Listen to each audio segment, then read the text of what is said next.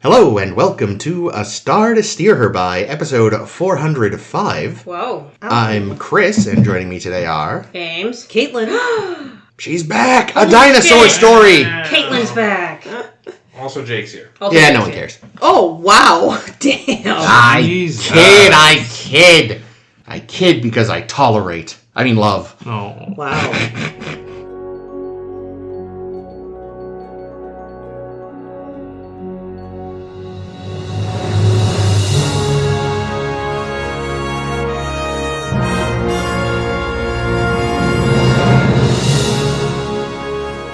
This week, we are looking at Die Trying, episode 5 of season 3 of Discovery. So, we've finally made it to Starfleet headquarters, and rather than a ticker tape parade, we have distrust and unsuretyness. Maybe they're actually temporal agents. They're not. Like that prick Daniels. Oh, I hate that guy. Fuck him. There's some interviews.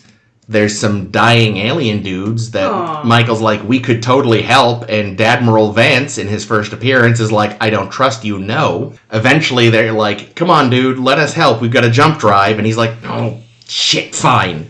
And they go to a seed vault, because they realize they think these aliens may have picked up a disease from a planet, but all its plants are dead, but the seed vault has plants. And they go... and they find out it is being haunted by a transporter accident man whose family is dead. Oh my god, it's Project Daedalus again! Yeah, and he's a Barzan, and, I guess just the episode Daedalus. Project Daedalus was a different Daedalus. There's Yeah. a lot of daylight. There are. Data lie. You really think you wouldn't name stuff after a character who's, like, famous for fucking up and dying? But then again, it's like naming a fucking condom after a city famous for...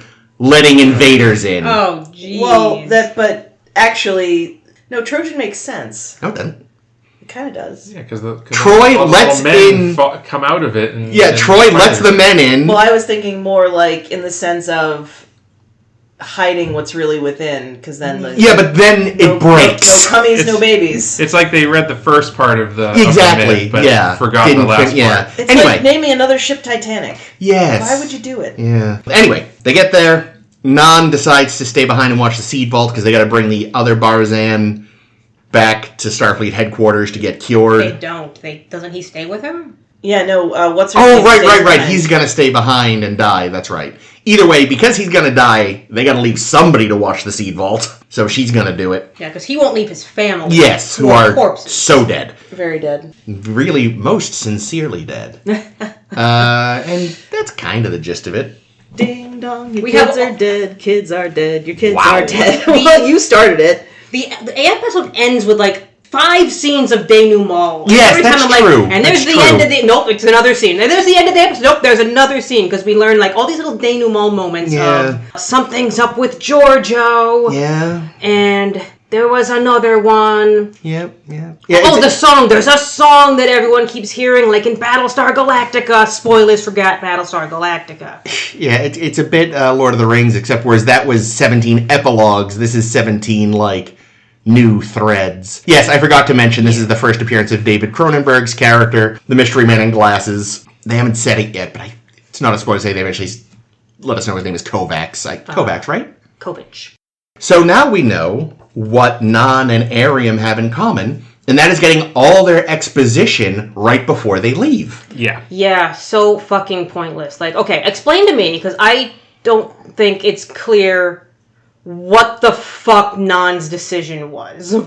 Basically, she's gonna watch the seeds, because he's gonna die. Well, because it was the first Barzan watch of the seeds, and she was so impressed by the Foundation, their being in the Federation, and I think she just wanted to make sure that their first time out doing this really important work wasn't an utter failure. Yeah, well, and it sounds like the Barzan have very different feelings about death, and that's why he doesn't want to leave the bodies. And Which, you'd think having a Barzan crew member there, she'd be able to explain what those are, but she just kind of seems to, anytime Michael's but they're dead, and she never really says, why it's important that he wants to stay. Yeah, the thing is, again, this is something that... She sort of does.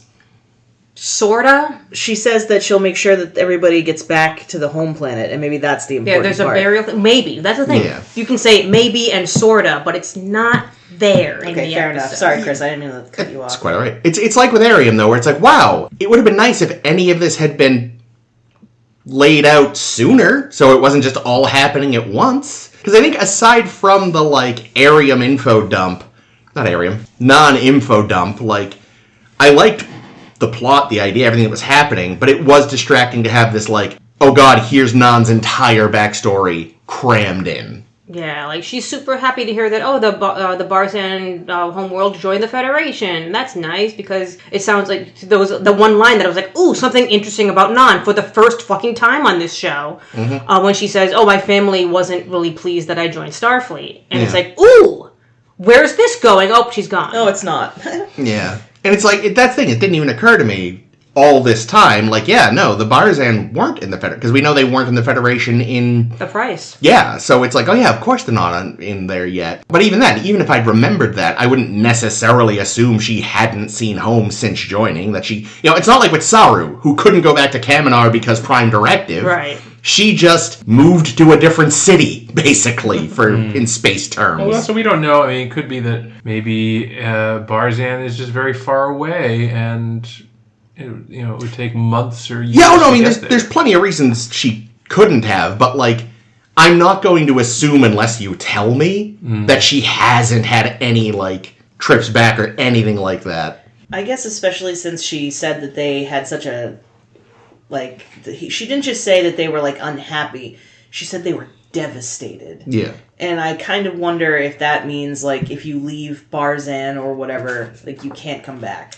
Don't know, because, again, they haven't. All we know about the Barzan are her and the Price. Yeah, we know that they have the bits on their faces, which do clip off. Yes. Or they do now. Maybe they didn't before, and that's why when Arium tore it out. Well, I think of it as if you want to take off someone's earring, you can either undo the fascinator or pull it the fuck out. Yeah, that's true. Ugh. It is kind of funny to think, though, that when she got it replaced, she was like, hey, could you make it so that that's not a thing? That these can kind of... But yes, it's just more likely that, again... Yeah, Arium just ripped it the hell out of her face. Because she was trying to kill her. I also feel like this just wasn't as well done as what it was with Arium. It's they did a retread of, we're going to give you all this, give you some backstory and then get rid of the character. But it's not only did I not care about Nan that much to begin with, I don't care that much about her now either, because it's her noble sacrifice is spending a couple weeks in a seed vault with a weirdo. Well, it could be more than a couple weeks. Yeah, we don't know how long, especially with, what did they say? The seed vault's 5 months away under conventional warp or something? Which, under, conventional, it actually doesn't seem that far when you consider how big space is. Yeah. Could Discovery have tractored them whilst jumping? Is that a thing? Or just brought them on... Brought the caskets on board. Well, we have to save the seeds too. The seeds are also important. Yeah, someone's going to watch the seeds. I mean, they should have brought them. They should have brought the seeds to the new Starfleet headquarters. They should have they should have put the seeds. That ship was pretty small, the seed vault, so they could have probably just they put a fucking asteroid in the cargo bay that time. Yeah. It's. But. Yeah. I mean, I get, I don't know, you don't maybe for whatever reason... Well, yeah, I guess it makes sense, because, you keep the seed vault away from your, center of government and navy, just in case. That, I guess, does track. Yeah, I mean, it's fine that it's not there, but it's also... Well, you have it for emergencies, and we're in a fucking emergency. Bring it home. Well, this is... I feel like this is less, This isn't about... This situation is an emergency, but a seed vault, in theory, is, I can't think of the word I want, but it's sort of a plan against catastrophic failure.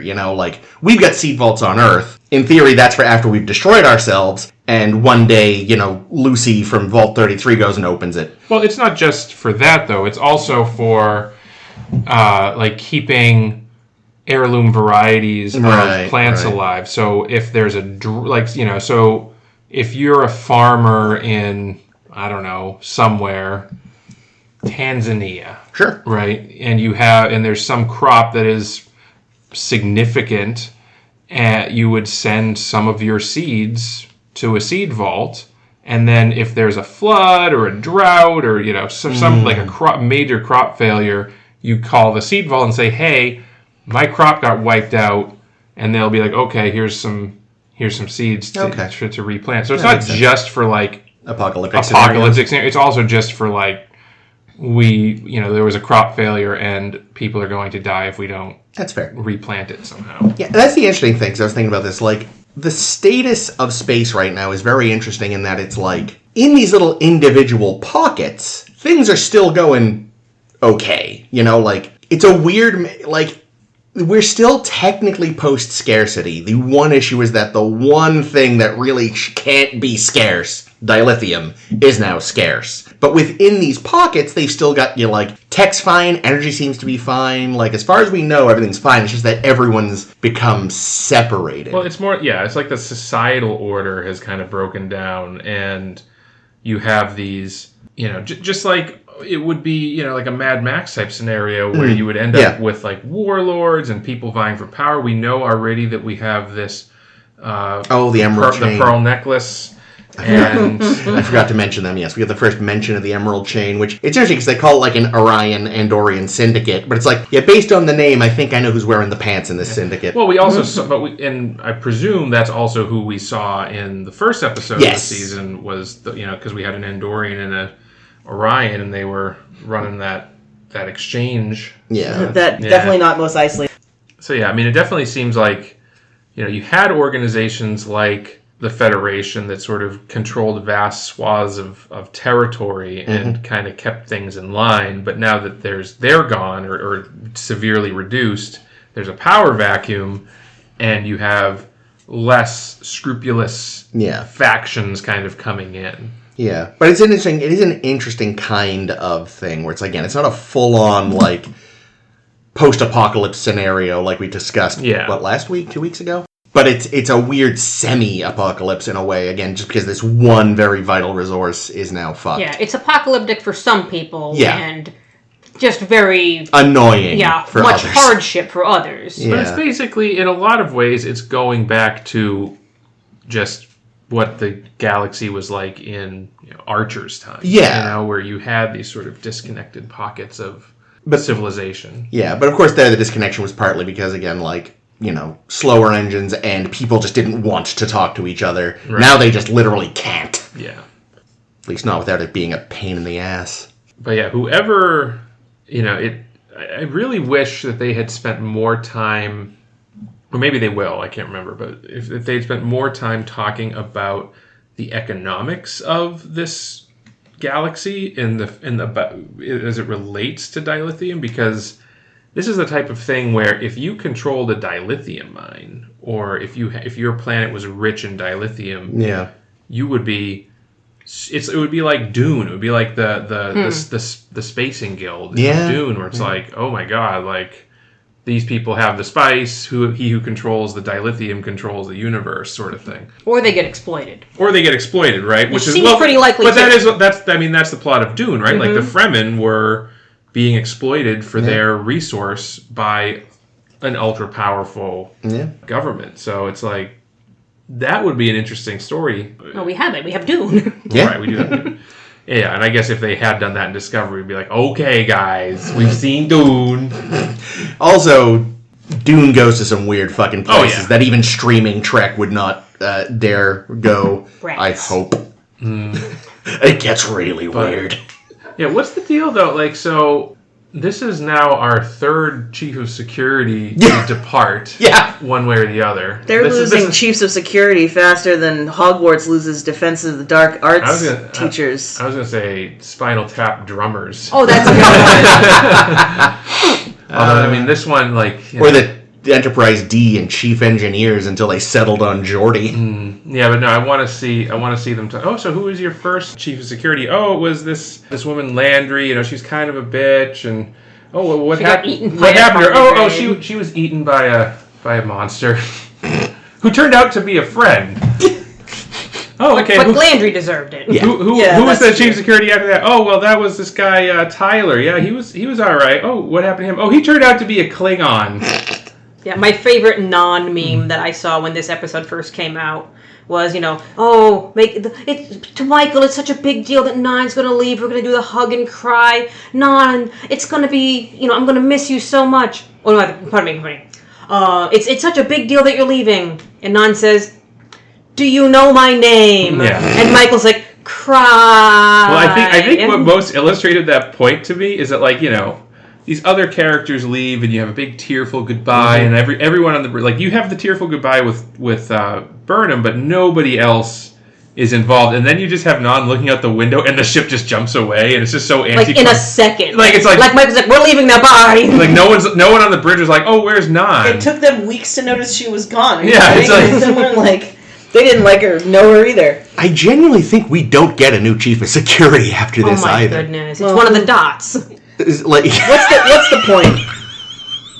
One of the dots? Those little little robots. Oh, right. I love the idea. So I just picture one like a little sheriff's hat with a badge. Jesus, it's gonna be a hollow. Since apparently. I hate those things. Why are they dressed like 1950s ice cream men? What are we talking about? The holograms. The ones. Okay, like the interviewers and the doctor. They were dressed like ice cream men. The first one, the doctor is all in white and has a little white bow tie. I hated him. That was Eli. I didn't like him. But like, here's the thing about the hollows to me. So. How are they less advanced than the doctor? How are they less advanced than the doctor? This How is did hundreds blinking of years. break them? Yeah. Oh, yeah. That was another stupid. Well, that thing. was like code. She was coding with Morse code to. That was just another Georgiou has bizarre superpowers thing. But like, what was the reasoning? Like, she said she interrupted. Something to do with their refresh rate, basically. Is it like she tricked them into thinking she'd fallen asleep, so they went away? Like, no, how does it work? somehow fucked up their matrix. Are you familiar with phreaking? With a PH. Oh my god, it kind of is. I don't know what that is. Okay, so phreaking with a Is it something that P. Diddy does? Probably. No, so phreaking with a PH it's an old school Phreak. Oh no. Phreak. Okay, so like freak but with a PH. All right. Yeah. Got it. And it was an old school, like from the 70s, hacker. Like before like computers were commonplace, like personal computers, people would hack the telephone system, and they would find because it used to be that, and it probably still is, that like old phone exchanges. So when you pick up the phone and you dial the numbers, the sounds that you hear, the boop boop beep boop boop, like it's reading the tone to know what those are numbers. Specific frequencies. And with rotary phones, it was just the tap, so you could go 1 2 3 1 1 2. And that still works, by the way, if you have a landline. But yeah, so the phone system that is based on tones, the number tones, but also all the other sounds that you hear on the phone all mean special things, like the dial tone. That's why the old modems used to scream. The old modem screaming. So these are they're basically signals at specific frequencies that are for phone computer systems, essentially, to respond to. So the phreakers, these early hackers, like their whole thing was figuring out how to break phone systems by making different tones. And like there was one guy who figured out that a toy whistle that came in the box Captain Crunch. of Captain Crunch. Yes, I just heard about this thing recently. Yeah. You would blow into it in a payphone, and the payphone would think that you'd paid. Yeah. And Captain Crunch released it for that purpose, I think. Yeah. Wasn't it? Like, they literally said, like, use this to... No. Okay. It was a toy. It was just a toy Captain whistle. Crunch will get sued. And the guy that figured it out, his like moniker was Cap'n Crunch because he was the guy that figured out the Cap'n. I first heard about this not long ago myself. You can still get these on eBay. He is still alive. He's 82. His name is John T. Draper. King of the payphone. But yeah, so like people, they figured out all these things, whistles, harmonicas, and like people would get free long distance. Yeah. All kinds of crazy back when that shit was expensive. They're $80 on eBay. Nice. I would like probably one. 3D print one. Yes, but would it make the right noise? That's right. That's what I was wondering. It has to be 20. I remember the number. It has to be 2600 hertz, which is the frequency that the phone. But I don't know if the phone system. The frequency. That thing is like with a PH. I wonder if that's actually why they're called freaks. Probably. It might be. Because frequency. Damn it. Oh, yeah. We have solved everything. But not these fucking hollows, because Yeah. Eli was somehow more Eli. off-putting than the EMH when he first got activated. Well, the EMH was just grumpy. This guy has no sense of personal space. Well, the EMH was also arrogant and... See, this guy also seems pretty arrogant. Well, I'm just saying, the EMH wasn't just grumpy. He was, like, tactless and arrogant. Yes, but and... he also didn't lean fucking centimeters from your face during a casual conversation. Unless you were 7. He used a tricorder. This Yeah. guy seems to just be a tricorder and using himself as such, but in the same range, you'd have to use a tricorder. Yeah, I hate that guy. I hated him when they first showed him. I hate him now. He sucks. Yeah. Wow. And the other ones were also stupid. Yeah. Fuck you, Eli. But yeah, they seem less advanced than the Doctor, which seems weird. Well, Eli seems less advanced. The other two seemed kind of normal. Well, is it because of the burn and they lost so much shit? Like, did they lose a bunch of technology because of the burn? They have so much technology, It's though. fun. We have our moment of ship porn to see how much Oh technology my they have. god. Damn, you were using 2 hands. I know. Jake's dick is I'm like sorry. 18 inches long. Yeah. They did not give us a good enough look at any of it. This show I was going to ask you how you continually fucks with me. Well, they had to do a 30-second lingering shot with commentary on Voyager, Voyager J. which the fucking Discovery crew wouldn't give 2 shits about because they've never heard of Discovery. Oh, but we get the little line. Oh, I'd like to know the stories they have And it's to just tell. like why? Wank. There should have been a link in the video to, like, go check out Star Trek Voyager. Yeah. Like, it You know? should have just, if they wanted to put Voyager in there, I don't have any problem with Voyager J and just making it an Easter egg that you see in the, because I've noticed it when we're passing by, but then let's make sure we include a scene where they talk about it, so just to drive it home. Yeah, like I'm sure this isn't why, but maybe it was for blind viewers. that is definitely not why. No. But Come on. It could be. no. No, They were being for really wanking. thoughtful. That's that's the thing. It's like I For want wanking blind viewers? Wanking is for everyone. But yeah, no, I would have liked better looks at any of them. They're going to sell you the books. I have one of the books that has all the true. designs of the ships in it, Oh, so you can damn see it. which one is the USS Nog. Click here to purchase these books. And then watch Voyager. Yeah, what is interesting about that, though, the whole, like, Voyager J thing, if they hadn't just said out loud, like, but it does suggest that, the whole, like, letter designation thing for multiple generations of the same ship does, in fact, predate the Enterprise. Because I think it's never been said anywhere in canon, but I think it was always just kind of assumed by people that might have been the first time they'd done it. But, of course, they predate the Enterprise A, so... Yeah, I mean, it definitely seems like it's a special thing that they do for ships that have a particularly storied past. So, like, the Enterprise, like, they wanted to keep the number. Yeah. And the Yamato that one time before they changed it. Well, we don't know. Maybe there was something special about the original Yamato. No, I know. But I remember when we talked about it in the episode, apparently the writer didn't know that letters weren't just part of the call sign, which is why it was the Yamato E originally. I think when she shows up again later, she has a different registry number. Neat. Yeah, that's the thing about this episode is it's cramming a lot of stuff in, so there's not a lot that you really get to sit with because it's getting a lot done. It's reacquainting us back with this new Starfleet. Yep. It's doing this new mission. It's how many trust issues are there? It's this what's going on with what's the guy's name? His name is Dr. Addis, the Barzan. Yes. Who's in temporal flux or something, and then we have to solve how to get him out of temporal flux in literally 20 seconds, which everything seemed very fast in this episode. Like, quick, get to the end. I'm like, wait, you could have lingered there. You could have introduced a couple more things. Discovery should really be fishes out of water like Scotty was in Relics. But they jump in, and Michael has the answer. Oh, have you heard of the T-Cough? Let's go figure out the T-Cough. And for the hot second, it's like, how is that, like, the first thing we jump to, and it's correct, because it's Michael fucking Burnham, when there could have been a moment of, how can Discovery be helpful?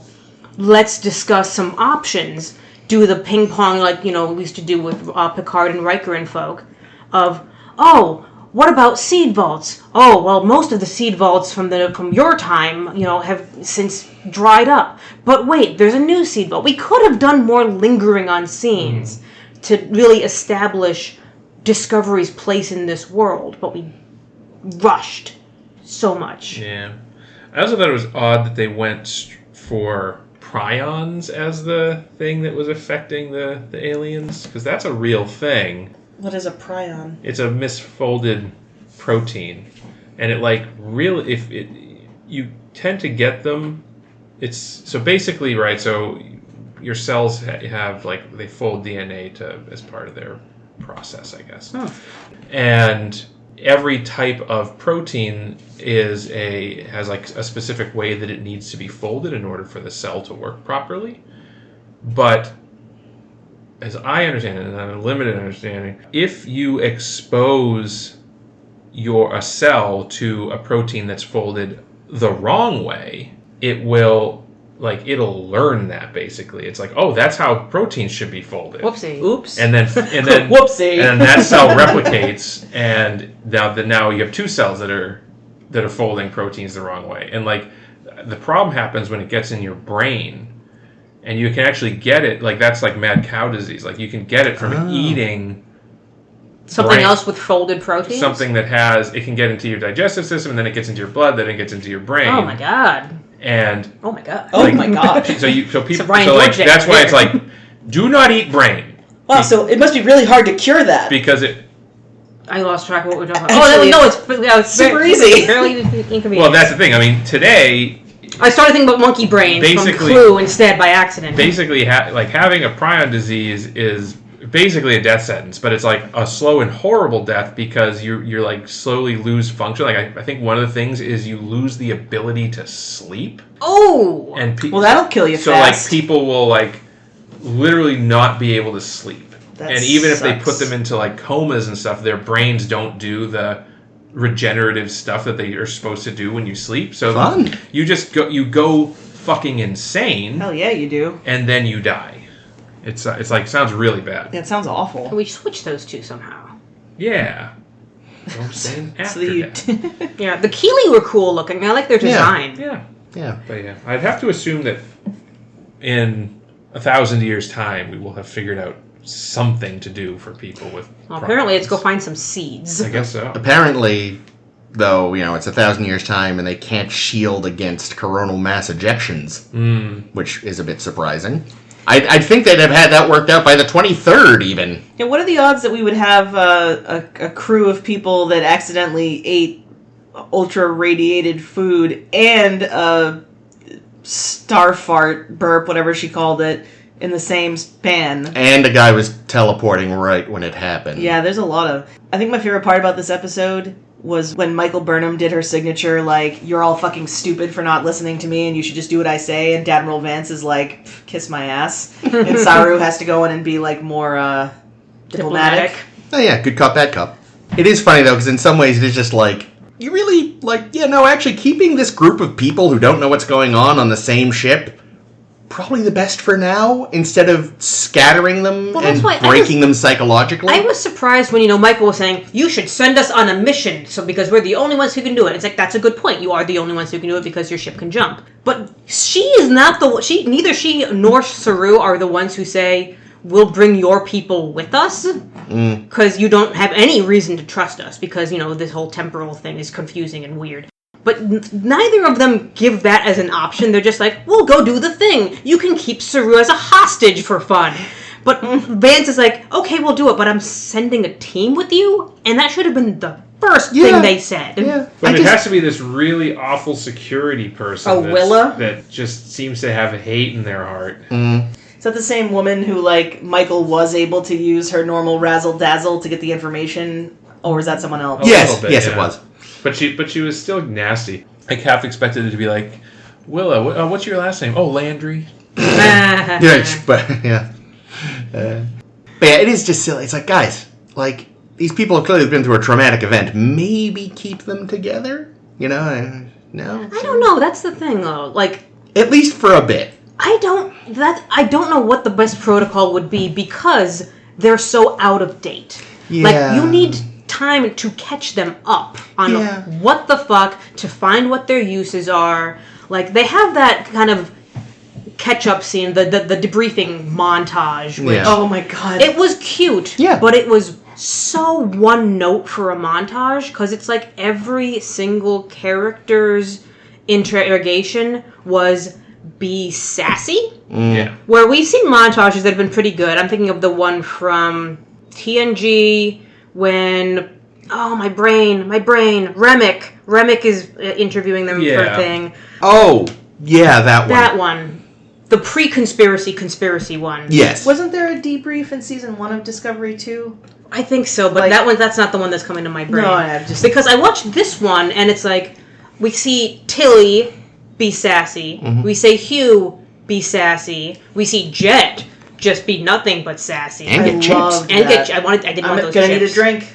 Those chips did look good. We see Nan go in, and I'm like, ooh, someone who has a little bit of a different thing, because Nan's reaction to every question is just state her name and rank, which is, a different change from what everyone else has been doing. But then she does a little shruggy, wink, and it's like, nope, there's the same sassy. Every single person in this montage is doing the exact same thing. And also, why are they being shitty? Like, why sassy? Why not just cooperate? I wanted one crew member, because we don't see Burnham and Saru get debriefed in this montage, but we didn't see Stamets get debriefed because he would be too much sassy. Yeah. That every single one of them isn't just giving information normally. Well, here's the thing. Tilly actually wasn't being sassy. She was just being her normal Tilly season 1 self. Mm. And I was like, they're lucky they didn't get torn apart just because of her being a fucking nut job. They show Detmer and she's just sitting there, 1,000-yard stare, talking about blood on the floor. Mm. And they're just like, okay. No, she's getting therapy now. She is. Speaking of therapy and Detmer and what you were saying earlier about splitting up the crew or not splitting up the crew, I think one reason why they should split them up is because they have been, trauma bonded by this thing, and you kind of can't trust a group of people that are that, But it's tricky, because, like I said, what's the protocol? But at the very least, it's not just if anything, it's assign them to headquarters for the time being. Together for several months.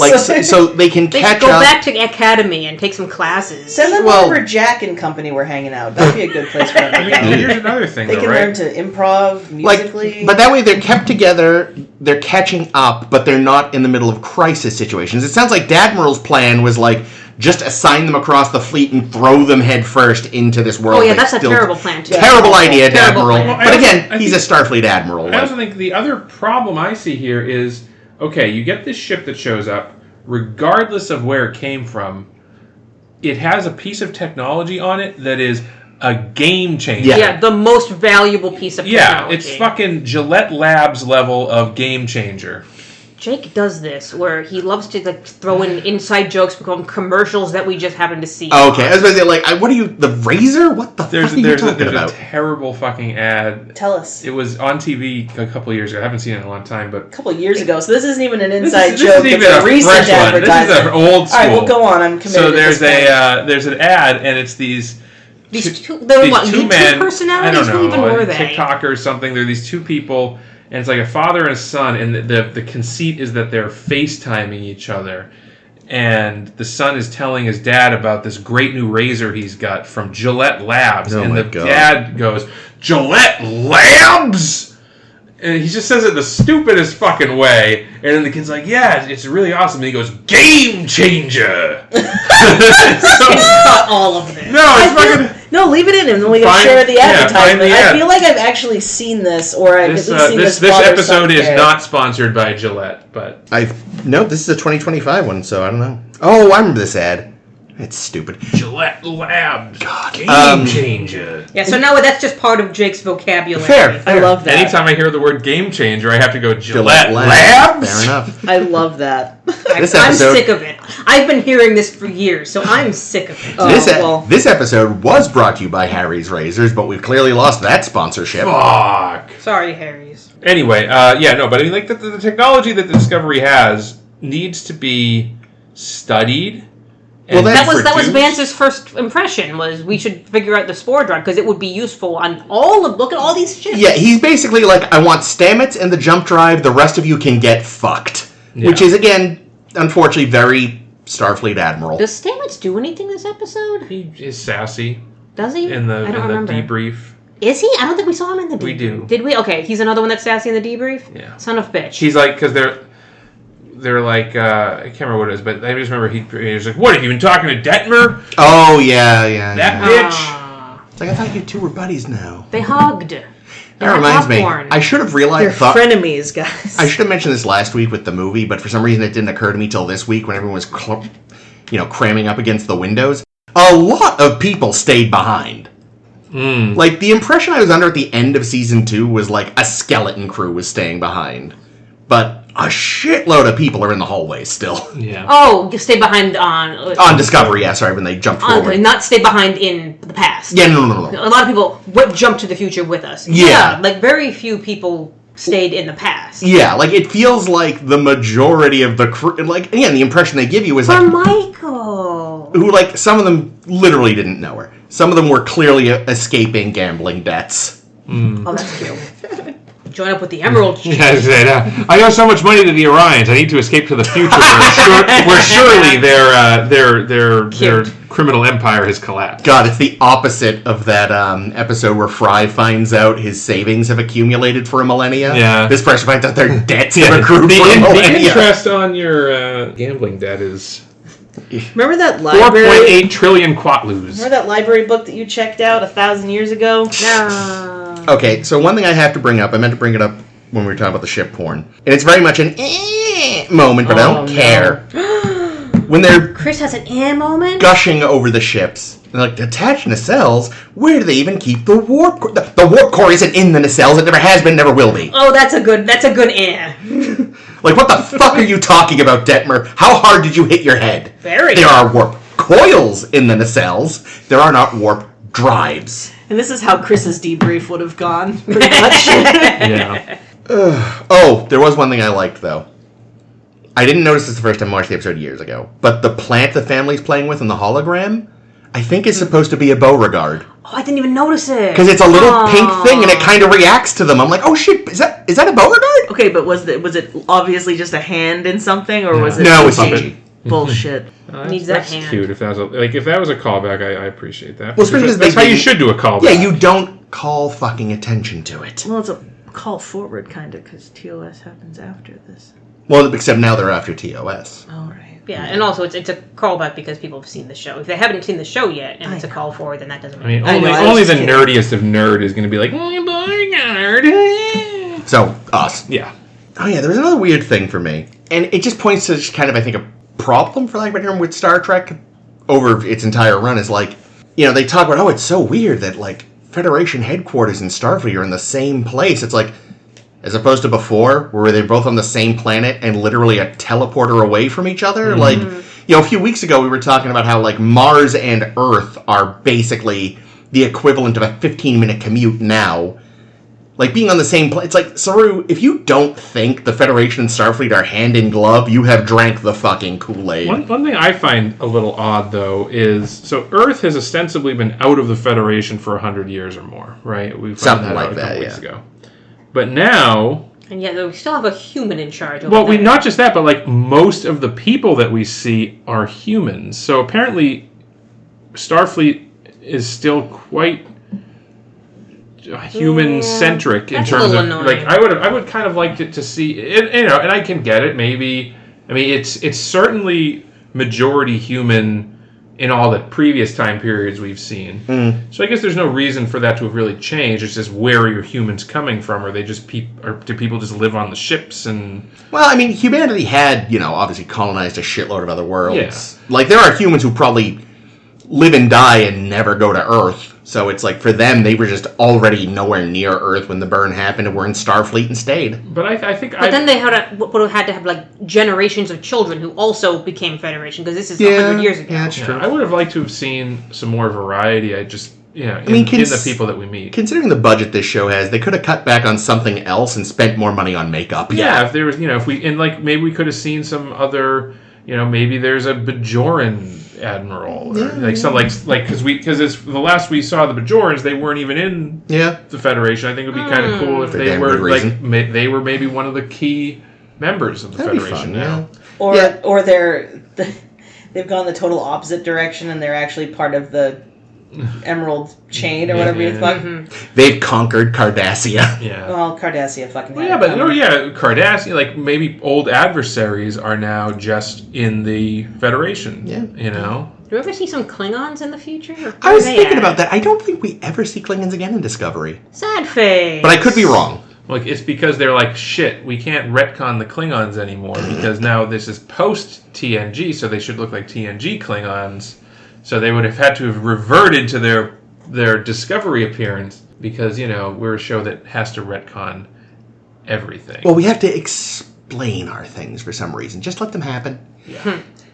I feel like it's a real damned if you do, damned if you don't. There will be people who'll be pissed off if you don't have a reason, and people that are going to hate the reason no matter what it is. So, I mean, they're kind of fucked either I think way. the best option, just don't have a reason. They had a reason. They had it in DS9. It was fine. We don't discuss it with outsiders. Leave it at that. Yeah. Thanks, Enterprise. Yeah, but then we get in Lower Decks, like they do show like Klingons of all the different shapes. Which is what they always just could have done. I like I said, a comic even did that once. Like, they go to Kronos and you see smooth Klingons, you see lumpy Klingons, you see Discovery Klingons. I don't really understand why there needs to be so much explanation. All human beings don't look the same. Yeah, I was going to say, just... Exactly. Some human beings have big chin, big nose, small nose.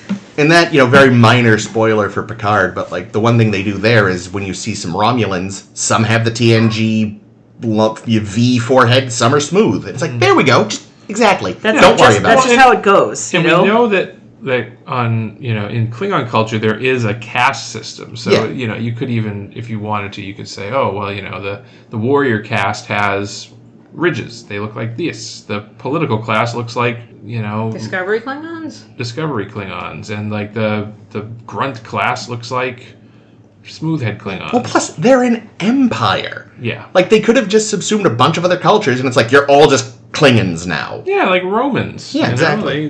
No matter where you were Roman. Yeah.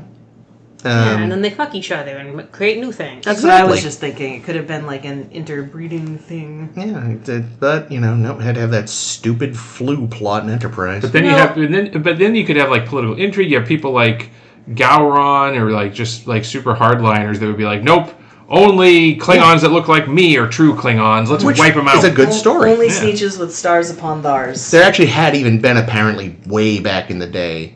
And again, comics are never canon in Star Trek, so it doesn't matter. But there was one where that was the explanation. Was like, the lumpy Klingons took over from the smooth Klingons. Yeah. There was like a coup. Yeah, when Worf is like, oh, we don't talk about it with outsiders, what he really means is, yeah, my people genocided theirs. Yeah. They're gone now. That's a better explanation than the one we got. Yeah. I honestly think that if so many people are happy to ignore TOS and be like, that's not canon, that's all bullshit, then it's time to say that Enterprise was really bad fanfic. And it was probably written by... Archer, yeah, right, who sees himself as a hero despite being a complete piece of shit all the time. Well, how he depicts himself and still acts like he's the hero proves what an idiot he is. Villains are often the heroes of their own stories. Yes. Just ask Dukat. Yep. Yeah, you know... But Dukat, I have to wonder if, like... I love talking about Dukat. Yeah, we're on Discovery, Kate. I know, but I have to wonder if he really believed the things that he said. Like, oh, goodness, yes. Oh, that's what I'm saying. So, that's, you know, so... He's out of his mind. Anyway, this... Yeah, back to... Okay, so I already bitched a little bit about the interview montage. Georgiou I mostly liked in her interview with David Cronenberg. Yeah. I did hate there was a line that, you know, I think David Cronenberg says, you know, oh, you're Terran. Terrans are always... duplicitous by their biology, which is fucking racist, David Cronenberg. Fuck you. True. And then she's like, oh, do you mean biplicitous by our duology? I'm like, who the fuck wrote this shit? Yeah, that's weird. Stephen Moffat. They got Stephen Moffat in for that. She was like, it's timey-wimey. No, it's Georgiou speak. Yeah, aside from that, I liked it, especially because I liked it otherwise, because it was once in a very few instances where she's on her back foot. Yeah, like he doesn't care about her shit. Mm-hmm. I did also like Michelle Yeoh's reaction when he said, "Oh yeah, the Terran Empire fell centuries ago." Oh yeah, that was a good reaction. Yeah, like you could tell, like she didn't have to say anything, but you knew that, like, oh shit, she doesn't like that. She didn't have to deliver a line like, "Oh, the Voyager J." Yeah.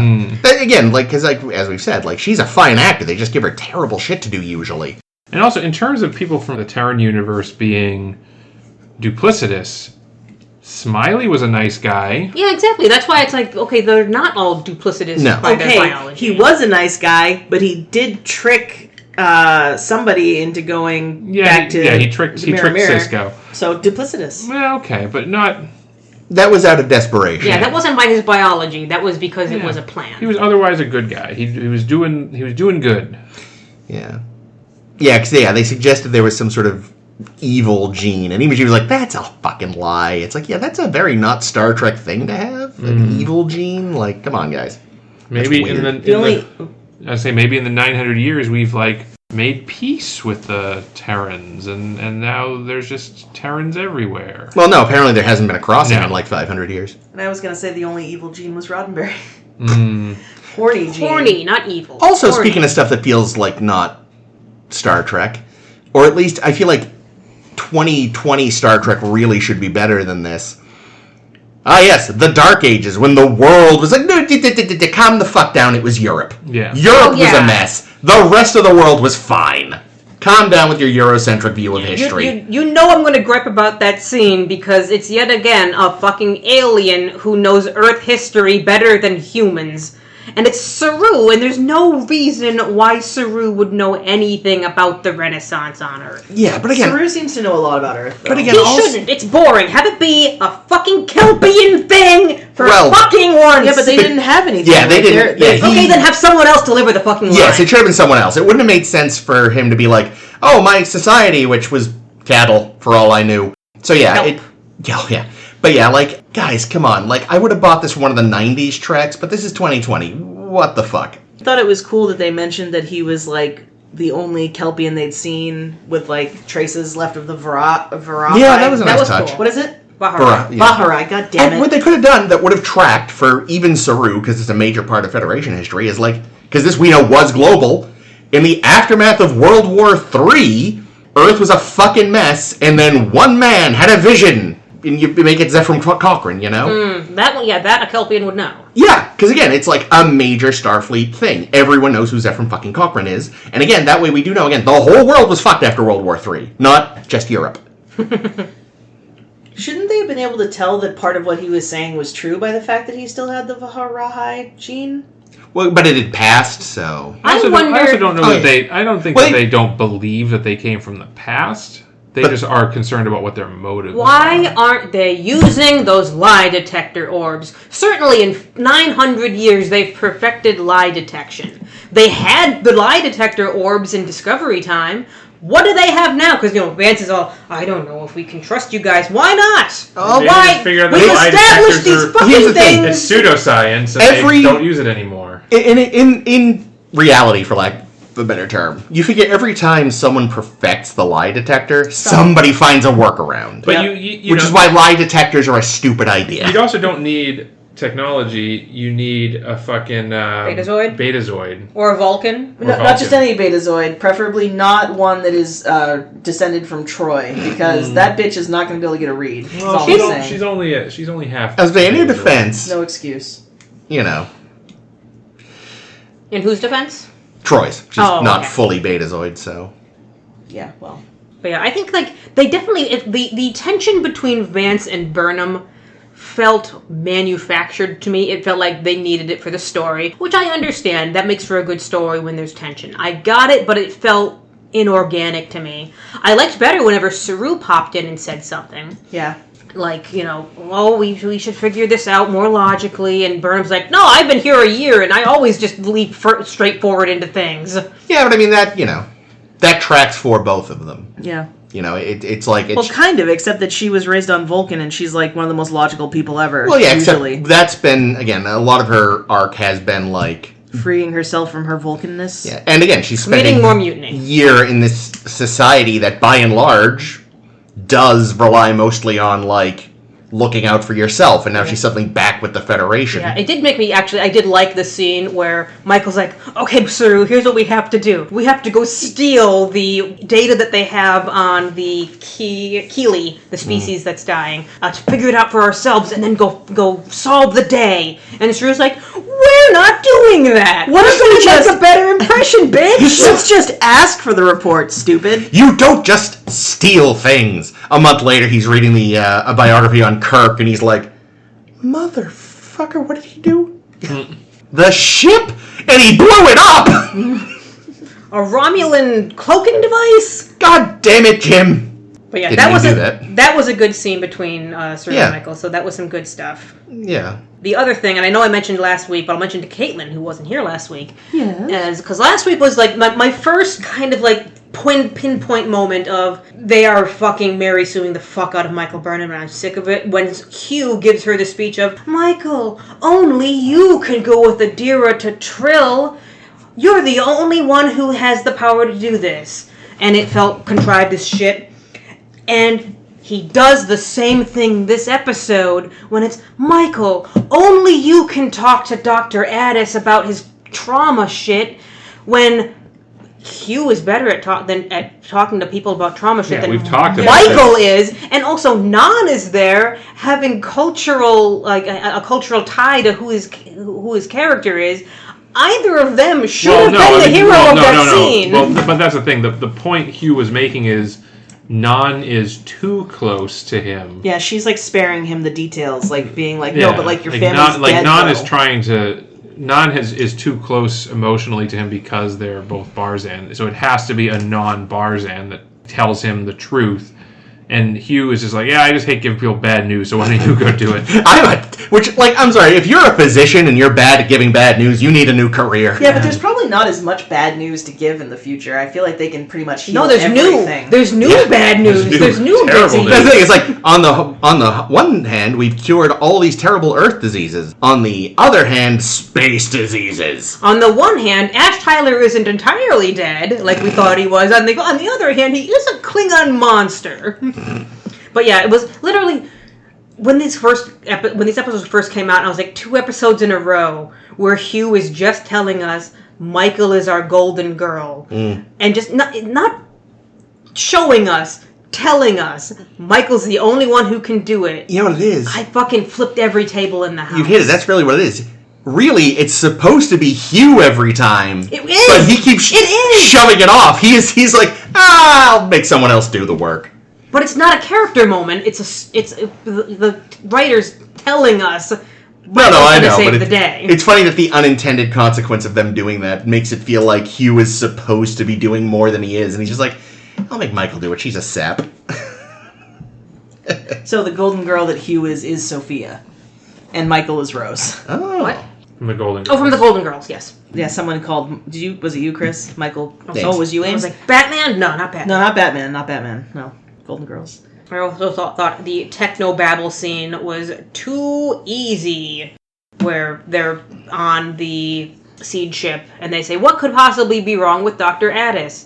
And they literally, like, in 2 seconds, like, oh, that sounds exactly like a CME. Oh, that sounds exactly like he must have been in the transport above her. They don't get any proof of either of these things. Oh, I mean, Michael finds the CME proof, but they don't find the proof that he was in the transporter, I don't think. Yeah, it's just, it was best guess based on the evidence. It definitely could have gone horribly wrong. Well, but they also had, like, kind of a limited amount of time, so maybe they didn't have... Well, there was only so many more minutes in this episode they could pad. So, on Earth, there's multiple seed vaults all over the world, but the most famous seed vault is in Svalbard, which is like an island that's north of Norway. Very, very close to the Arctic. It's like far away from full of polar bears. Good, they'll protect the seeds. It's basically put there underground. It's intended to be more or less impregnable and immune to things that are happening on the world. So in Star Trek time, they put their most important seed vault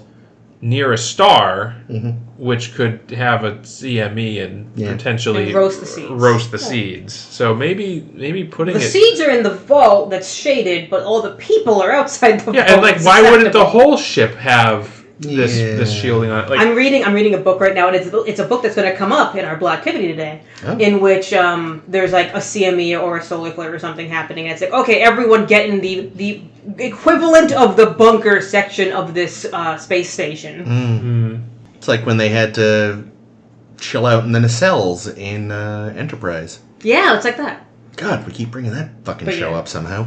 Who knew? What else have I got? Oh, I did like we had finally for the first time in ever a fairly normal opening log without all the fancy fucking prose from Saru just telling us the current situation and not the underlining this is the theme of the episode. One thing though that slightly irritated me about that, a little peeve of mine about his log, was that he opened it with Captain's Log Supplemental. Okay, but how many times have they done that in this show? No! Well, have they? Oh, yeah. I feel like I would have noticed that. They used to do it all the time.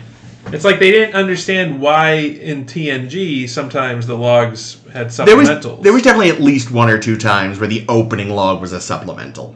Yeah, if it was rare. Yeah, no, it's not super common, but it's definitely not the... I feel like it's not the first Makes you wonder time. what was in the original log. Yeah, like what are we supplementing? Maybe it was just on the way. Captain's Log, Stardate 1234. Nothing cool happening today. End of log. Well, maybe the Then something explodes. Supplemental. Strike that. Reverse it. Well, we do learn, one other thing we learn is that Adira says that, Senna wanted to be here, but on Earth, he took extra time. Yeah. He wanted to see snow, and my first thought was, did Senna Tall freeze to death in the snow? Yep. The poor guy. Well, no, 'cause he made it to the generation ship.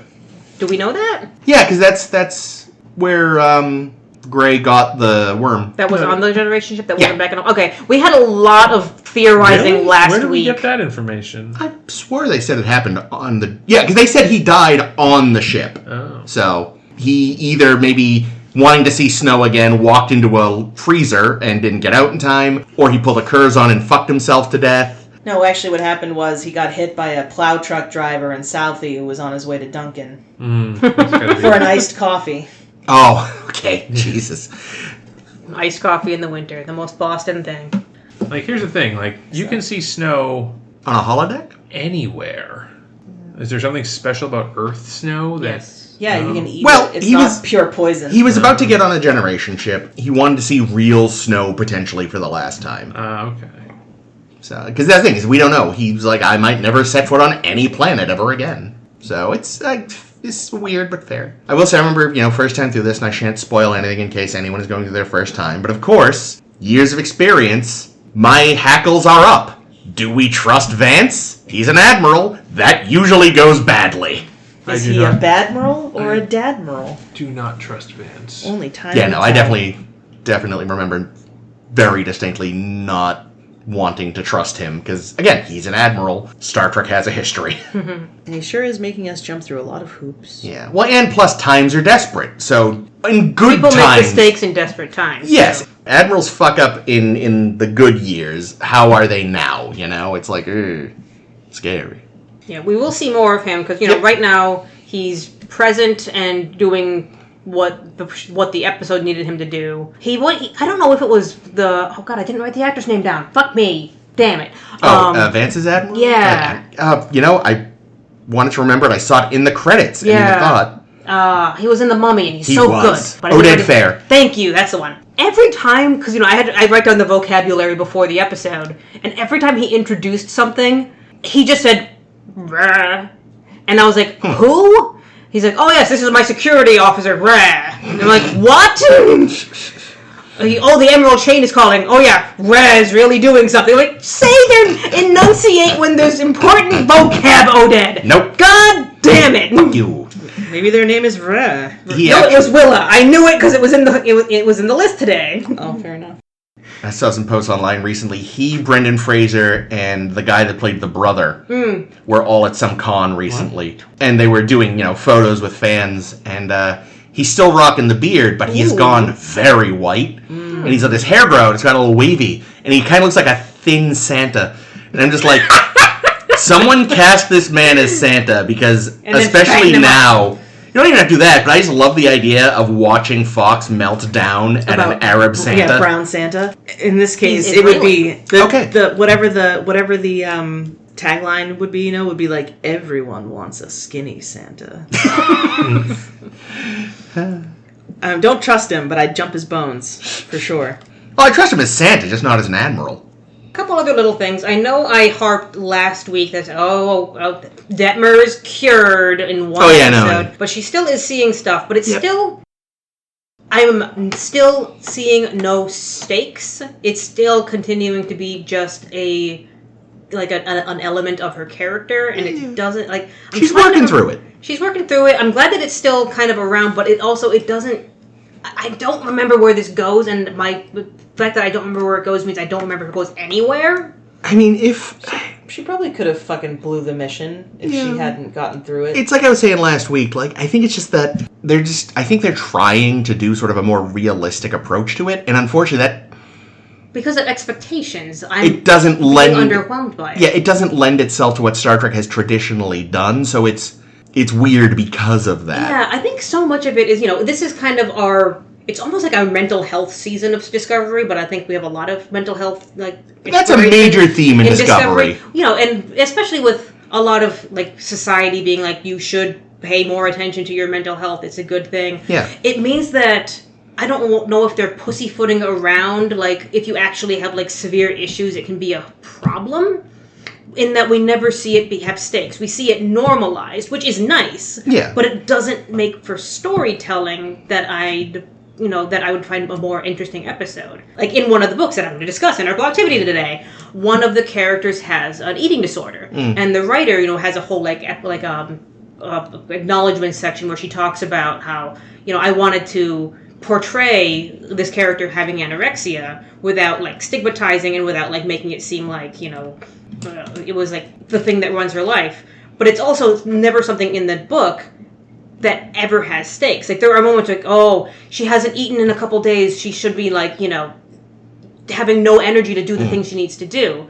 And yet it's never pays off in a way that is important. And it struck me the same way that Detmer is striking me as you're giving her these traits, but you're not making plot around it. Yeah, it's just showing, I guess, a way, again, they're trying to be realistic about it, I think, and it's just, she has that moment, she kind of freezes, and her friend recognizes that and helps her. Again, it's a great thing to portray, and it's a good thing, but yeah, it makes for... Again, it's a clash with what Star Trek has traditionally done, which is make mental health either a plot point or just ignore it.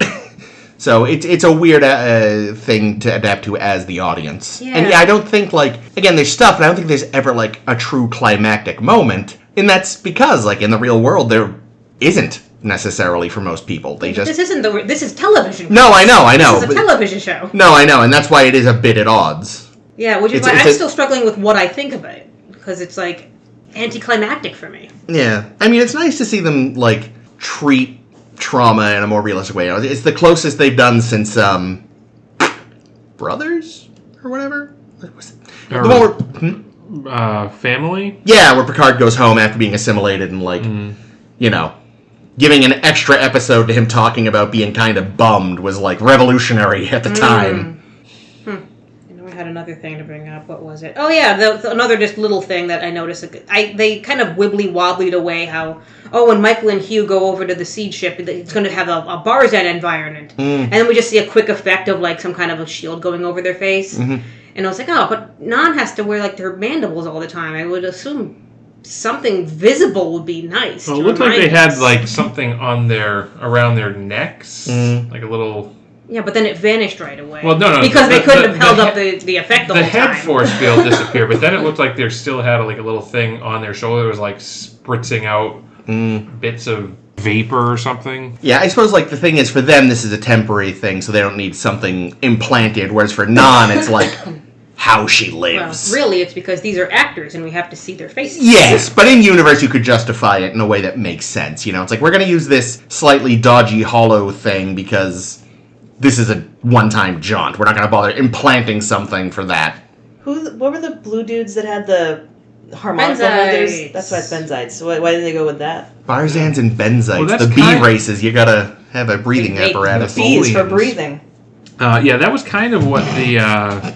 That's kind of what the things that Hugh and Michael were wearing kind of looked like. Were more closer to the benzite. Just not right in front of their face. Yeah. But anyway. Cool. Anything else? Let me check.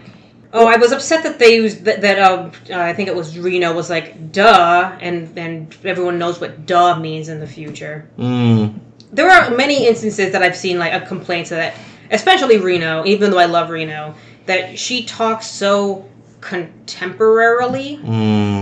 Like, she still uses a lot of the vernacular of today, when we don't even talk, like, the same way that we would have talked 50 years ago. She's an old soul, you know? Well, to Jake's point, and I don't think this is one of the episodes you weren't here for, it might not have gone live yet. Jake has a theory that I love and have now embraced, that Jet is an Elorian. And so she picked that up during one of her stays on Earth, and it's just stuck with her. It's an Elorian again? Guinan. Oh. I could get behind that. Right? Yeah. I fucking love her. Like, I feel like... Guinan or Tig? Yes, but I meant Tig. I just feel like she doesn't fit at all in this show. No. I feel like she is not... They just had a Tig Notaro on set and gave her lines. They were like, we're gonna fucking super glue this jigsaw puzzle together, and I think that she's not necessarily bringing much, and I still love her so much, and I'm glad she's there. I mean, it just doesn't make sense. It is nice to think that maybe there are normal fucking people in Starfleet. Like O'Brien. Yeah. But she's not normal. She's a brilliant genius. Yes, but personality-wise, she's just a person. Yeah, but she's also like a 21st century person, not a... Well, again, yeah, because she's an Elorian, fell in love with 21st century Earth, and look, the number of humans we've had on these shows that are obsessed with 20th century Earth, I will take a woman who uses some outdated slang. I don't know. It stuck out to me, and I was like, oh, yeah. See, that doesn't make... I didn't even notice. They had a discussion about it. They were like, duh. Oh, yeah, duh. You know what duh means. I missed that somehow. And Stamets said, like, oh, I know what duh means. Oh, yeah, I just glossed right over that. Yeah, it was kind of weird. It was also weird because it felt like they were highlighting it, and it was like, why? Don't highlight, Is it guys. This or that? Duh. Someone take away their highlighters. Them and the Lower Decks writers. You've seen the first 2 or 3 episodes, Chris. I'm basing that on what you've told me, though. They apparently highlight to fucking back. They do. Because I will say, in the few episodes I saw, I don't remember too much highlighting, but apparently they find highlighters. I gotta stop saying that. It's starting to sound weird. Weird. I hope they were Sharpie highlighters, so they had like 12 or 13 color options, especially that really nice salmon-colored one. That's my fave. I like the pink. Anyway, we have a blogtivity, and I can't think of a good segue. No, that's good. It would have made more sense, possibly, when we got to more Georgiou stuff, but I didn't feel like moving it around in the schedule. But today, our blogtivity is going to be about different portrayals in the media of alternate realities and alternate histories and all the different kinds of different storytelling we can have when things are alternate. Yay. So yeah, this I realized is something like I don't have a ton of go-to stuff for that. Like my first thought was Into the Spider-Verse. Yeah. Which I've never seen, but so... Oh, dude, it's so good. I mean, I don't even think you necessarily need to give that much of a shit about Spider-Man to like it. Like, I don't give any shits about Spider-Man, so how does that fare? I don't know, like, did you see the ones from the 2000s with Tobey Maguire? I saw the first one. What did you think of it? It was... I don't do superhero movies, really. Oh, well, if you don't do superhero movies, maybe skip it, you know? But yeah, I liked it a lot. I still haven't seen the sequel, which people say is quite good. The one sort of downside of it is the multiverse in comic books has just been matter of fact for 50 years now.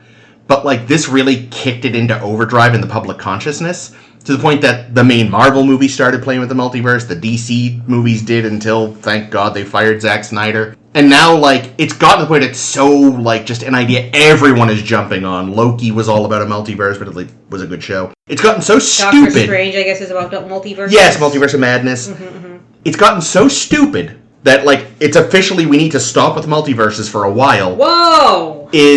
There's a fucking spin-off of The Big Bang Theory coming. Oh, yeah. Where the guy that owned the comic shop is going to basically be in Sliders, but a comedy. Stewart, right? Isn't his name Stewart? Yes. Really? I haven't heard of this. I only just read it, Big Bang, so. Neither do I. It just popped up for me the other day, and because it was called Stewart Fails to Save the Universe, or Multiverse or something, and I was like, I'm sorry, what? So I read the article, and yeah, they're basically making comedy Sliders Big Bang spin-off.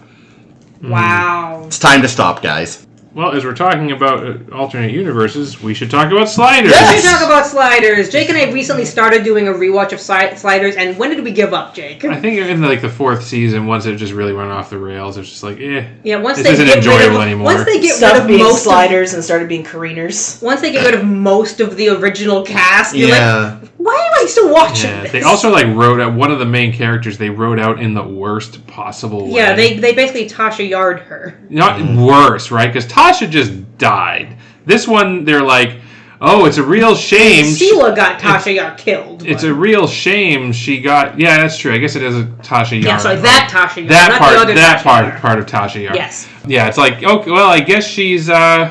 It's a real shame that she got captured by the Cro-Mags and is now in a breeding camp. Oh my god. We'll come back for her one day. They never do. They never do. She's just Rip getting Wade, banged we love by you. these fucking monsters. She's great on sports night. Yeah. Wasn't that Jerry O'Connell originally? Yeah. Yeah. I know even he eventually leaves, and he was the main character, so I'm not sure how that his works. brother was also. Does he leave? Jerry O'Connell? Yes. He leaves? I What the- think, I I'm pretty don't think we got to the point where he leaves. I think he does toward Oh the my end. god, Sliders. But yeah, so it started out with John Rhys Davies. Yeah. was one of the guys. Yeah, I watched the first And season or two when it was he was new. the first to throw in the towel and be like, yeah, I'm out. Hey guys, Voyager just called. They got a plum roll for me, so fuck you. So yeah, they have a lot of Macarena. turnover. But the original premise and the first season or two, Quite good. pretty good. Very clever. Yeah, Pretty because every time they slide, they go to a place where there's a single significant difference. Like, oh, we go to the ladies run the thing planet. Oh, we go to a planet where Earth is under a constant war of things or a disease outbreak or. It's a lot of ways to have commentary, which is what a good thing about doing all these alt history, alt reality kind of shows can highlight. But then Sliders just decides, fuck it, we're gonna visit dinosaurs for no reason. Fuck it, this other thing that makes no sense. Sure. And it's like, wow. Yeah, it went. Yeah, they kind of ran out of ideas pretty quickly on that show, but I still enjoyed the first bits. Yeah, I remember watching when it was new and enjoying those first. Yeah. I fell off relatively early though, and yeah, so I luckily had stopped watching, but kind of kept a vague eye on it, and yeah, I remember reading how it really lost the fucking plot. Yeah, I think it switched networks and stuff too a couple times. Oh, like they did with that's never Star good. Trek moving their time slot around. Yeah. Well, it's even worse when you jump networks. Yeah. That's a whole extra layer of Well, Futurama managed it, kinda. Yeah, sort of. Which reminds me of a really good Futurama alt parallel universe thing, the Farnsworth Parabox. Yeah. It's one of my favorite episodes. They're all my favorite episodes. They're all great. Yeah, that's the one. Universe A and Universe 1. Yeah. Goldbender. Well, that's Blue. fucking... Oh, yeah, Goldbender. Yeah, of course. Where the only difference between universes is that coin flips have the opposite result, which is very funny. They're so clever. And Lilo's hair is a different color. Well, and Bender's a different color. Yes. I mean... Yeah, there's several palette differences. But Right, but every box has a different universe in it? Yes. Okay. Except that one universe where the lazy hippie Farnsworth only made one box. Oh, yeah. And that was just a pot planet, I assume. Yeah, that's a pretty common trope, though, I feel like, in television shows, especially, where there's the alternate universe is just all of our characters, but slightly different. Well, even I remember the first episode of Sliders, the first world he goes to, the big difference was red means go, green means stop. Yeah, well, there were other things, but yeah, that was the first thing that... Yeah, that was the highlight. What? And to be fair, that's a non-trivial difference if you're coming from yes. a universe where green means go. But it's quite different than, the Nazis won the war. Yeah. Yeah. Well, another show I'd like to mention is... Man in the High Castle. Well, there's that one, but no. That is on my list, but no. What I wanted to mention was Fringe. Yeah, Fringe is great. Which is a great show, which starts out, the early seasons of Fringe are very much an X-Files clone, where it's just okay, we're going to go around, we're going to do Monster of the Week, find weird thing. And it's all pretty good. I mean, it's a good knockoff X-Files. And then we get into the overarching plot of the whole series, which involves this mirror universe where all of our favorite characters, or most of our favorite characters, I should say, not all of them, exist in another version of Earth that is just a different history. It just developed differently. And Like, I remember the big reveal that we were in an alternate universe in that show it was a cliffhanger season finale. And, like, we had kind of suspected we were in this alternate universe, and then we see that the office of the character that we're visiting is on the top floor of the World Trade Center in New York. It's like, oh my God! And then that was a season cliffhanger. It's like, fuck me. That's pretty cool. Yeah, it's a pretty cool thing. I like it. I meant it. Okay, you had kind of a sarcastic look. I always look sarcastic, dude, and sound it. Yeah. Plus, it's got the diviner in it. He's great. Yeah, it's got Leonard Nimoy in it. Yeah, and Leonard Nimoy makes an appearance. Multiple appearances. Yeah, Joshua Jackson looking fine. Joshua Jackson. Mighty Ducks. Mighty Ducks. Pacey from That's Dawson's what I thought. Creek. That's what I thought. I've never seen the Mighty Ducks. I know. We should do that as a 10 forward. I know it has nothing to do with sci-fi, but it's got to do with hockey, and you love hockey. Wait, you've never seen Mighty Ducks? It's got Emilio. Wow, quack. I've never given half a rat's ass about Emilio Estevez. Oh no, I thought you were one of our Emilio fans. What's wrong with me? There's nothing. He's not... Emilio is the greatest actor and most handsome man to have ever lived. What's going on right According now? to who? Emilio Estevez? Yeah, I'm subscribed to his newsletter. Oh, okay, yeah.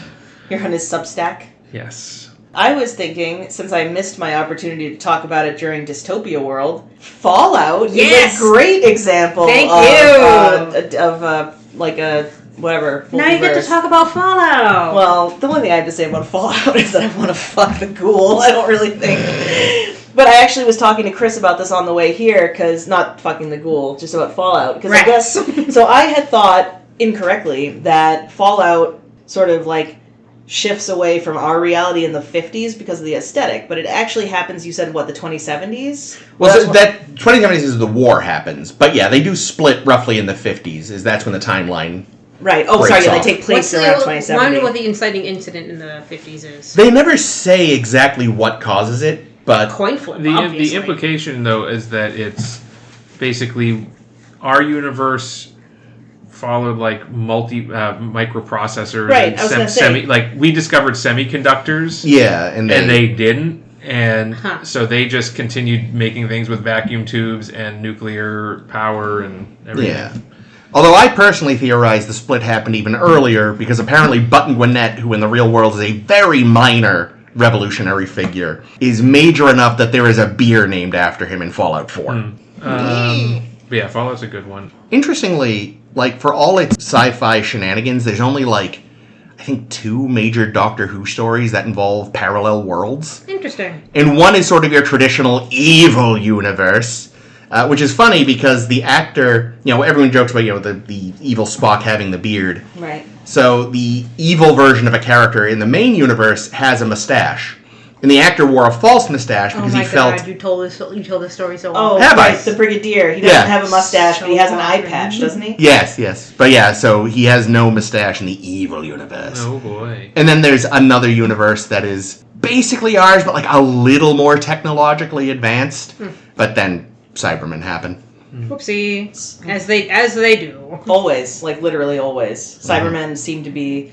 like one of those things in the universe that are like a set point because they always happen somehow. In a similar vein, while it's not the major point of the show, there are some really interesting alternate reality or alternate universe episodes of Stargate SG-1. Oh, word.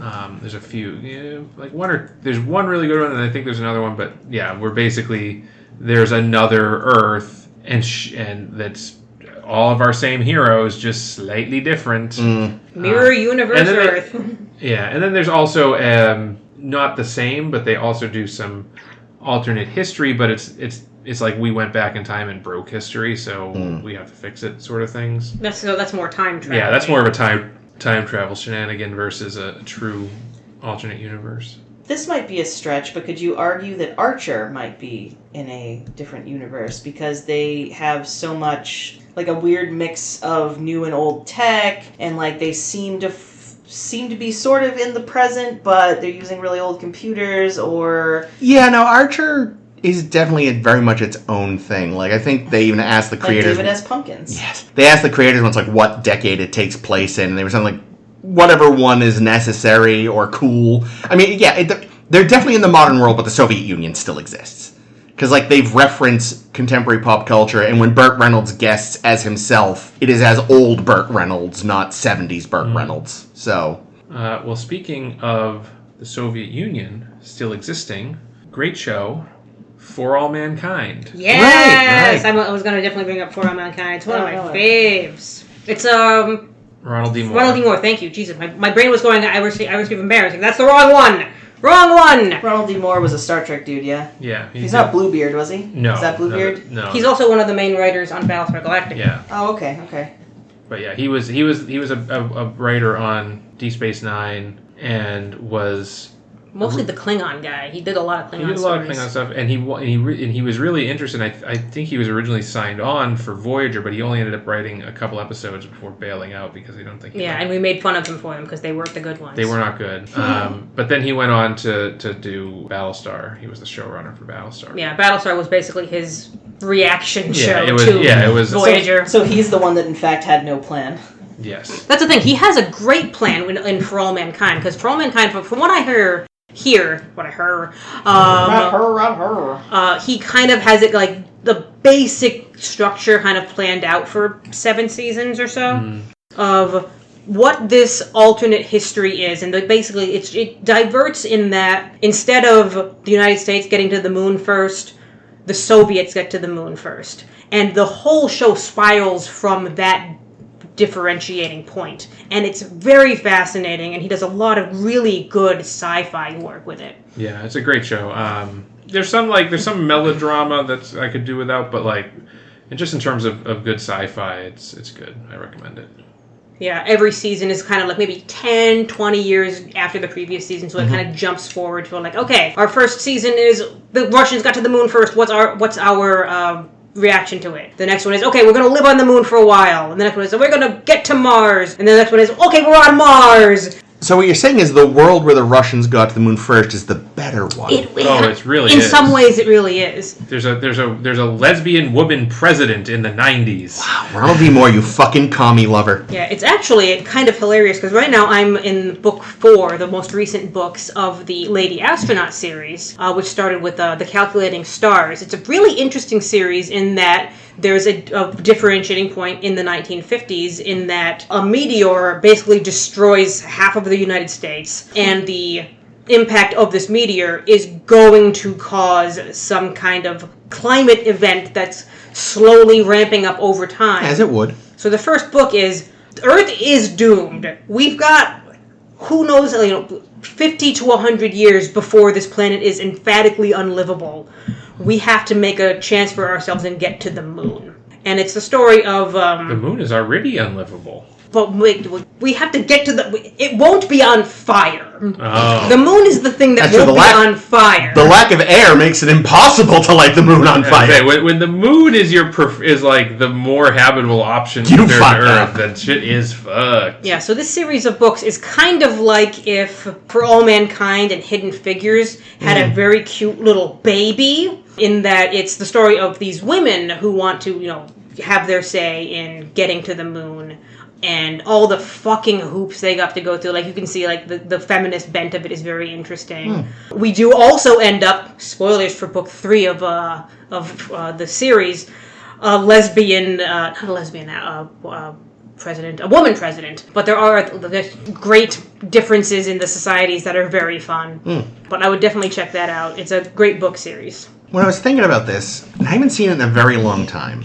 And the thing is, they never really get into the mechanics in the film, so it's not necessarily a time loop. Run, Lola, Run, which is this German film from the mid to late 90s. It's a great movie. Yeah, very good. And the whole thing is it's this woman reliving kind of the same day 3 different times. And each time it's a little different. But because, again, they don't get into the mechanics, and I don't think it's clear, she's not doing things differently because she learned from the last loop kind of thing. I think we're just seeing the same event play out 3 different possible ways. Oh, okay, I see what you're going with. Yeah, it's a little different. More like a Rashomon, sort of.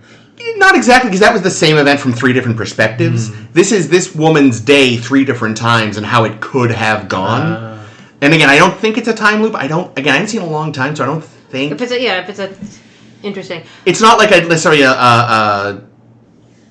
day after tomorrow or Groundhog Day type thing. Like, I don't think she retains information. I think we just see the 3 different ways her day could have gone in the same film. Edge of Tomorrow. What did I say? You said Day After Tomorrow. Yes, I did. Edge of Tomorrow.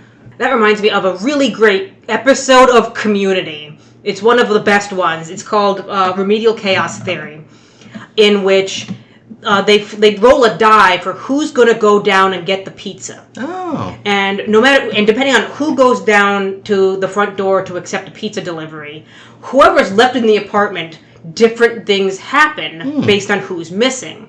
And you can see, interestingly, like, oh, because Abed went down this time to get the pizza, he wasn't there to do this. Therefore, things spiral out in different ways. And the hilarious one that you see the memes of everywhere, which is the fucking best. Okay, that's what that is. When Troy goes down to get the pizza, we actually follow Troy for the first time instead of staying in the apartment to see what happens. We follow Troy. Donald Glover's character. Oh, okay. He comes back with the pizza, and everything is chaos. Yeah. There's fire, someone's injured. It's so funny. It's such a really good episode. Yeah, this is good. Community can be very smart in some of its episodes. There's a movie I've never seen but heard of a similar premise to all this called Sliding Doors. And it's just about this woman who, like, they tell the same story twice, but what happened, the difference is she just misses her train in one of them. And we see how her life plays out differently. And a door slide. Yeah, based on whether or not she makes that train. And again, it's not like a time loop thing. She's not aware of the 2 different plots. We just get to see them. One more alternate history I'd like to bring up is The Watchmen. Nice. Oh yeah, that is an alt history. I thought you were going to say Man in the High Castle. Well, Chris already mentioned it. Did you? I missed it. Briefly, yeah, when I joked about the Nazis winning the war. Is different. Man in the High Castle. Check out Man in the High Castle. One, yes. It's quite good. But yeah, Watchmen is also I forgot about that alt somehow. history. What makes it all history? Because I don't remember Watchmen very well. The alt history element is it's history, but they're superheroes. Okay, so a lot of media that I was reading up on, like, that could count in this category, were just the ones where it's like, oh, this thing just happens to be normal. Like, I think this would be a good place to put Who Framed Roger Rabbit, which we brought up last week, or the week before, last week or the week before, something like that, because it's just normal in this world that there are cartoon characters. Yeah, but the thing about Watchmen, though, it's not just normal world with superheroes. It's like, what would happen if instead of winning the war with dropping an atomic bomb or whatever, what if we just had a fucking superhuman person that could just like melt Nazis with his face? Well, it's not even that. That's what it was. I thought it stuff. Oh, was it? Was it Nam? Yeah, that's what. Yeah, because that's the thing. The world is different, starting in roughly like the mid-century, where like costumed like heroes exist, but in the sense that like they're all just people wearing masks who are like very fit, very this, very that. And there's one, but yeah, that's true. Then you get the world's one superhero. That's what really the big game changer is. Dr. Manhattan is the first actual like,